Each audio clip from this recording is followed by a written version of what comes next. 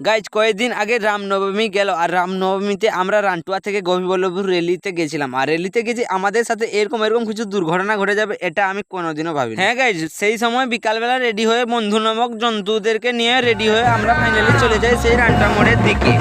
হ্যাঁ গাইজ, আমরা পৌঁছানোর আগে এখানে তো রামের বাহন হনুমানের মতো অনেক মানুষ নামক জন্তুরাও এসে পৌঁছে গেছে।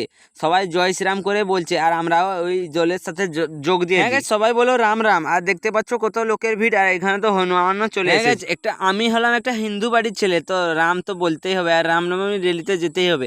আমরা গেছিলাম রান্টুয়া থেকে পুরো গোপীবল্লভপুর রেলিতে। ফাইনালি আমরা যাচ্ছি, এখন সন্ধ্যা হতে হতে মানে হয়ে যাচ্ছে। ঘটনাটা হলো, রাম যখন বনবাস থেকে অযোধ্যায় ফিরছিলেন তখনই ওনার জন্মের উপলক্ষে মানে এটা পালন করা হচ্ছে, তোমরা তো জানোই। হ্যাঁ গাইজ, এই বালটা এখানে পতাকা ধরে ফটো উঠাচ্ছে, ওই দিক থেকে হাজার হাজার হনুমানের মতো মানুষ ভক্তগুলো রামের নাম নিয়ে আসছে বটতলা দিকে। ফাইনালি আমরা রাত হয়ে গেছে, বটতলায় এখন আছি। গাইজ কিছুক্ষণ পর চলে যাচ্ছি পুরো ব্রিজের ভেতর দিয়ে এই গোপীবল্লভপুর চকের সামনে।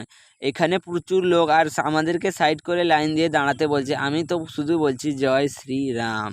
গাইজ আমরা কিছুক্ষণ পরে গোপীবল্লভপুরের ভেতর দিকে প্রবেশ করছি ব্রিজের উপর দিয়ে। তোমরা তো ফাইনালি দেখতেই পাচ্ছ ভাই, এত ভিড় মানে কি বলবো, কিছু বলার নেই ভাই। শেষমেশ একটু নাচ গান করে আমরা চলে যাই বাড়ি। Tata bye bye. ভিডিও ভালো লাগলে লাইক চ্যানেলকে ফলো করা, আর ভিডিওটা কোথা থেকে দেখছো অবশ্যই কমেন্ট করে জানাও। টাটা বন্ধুরা।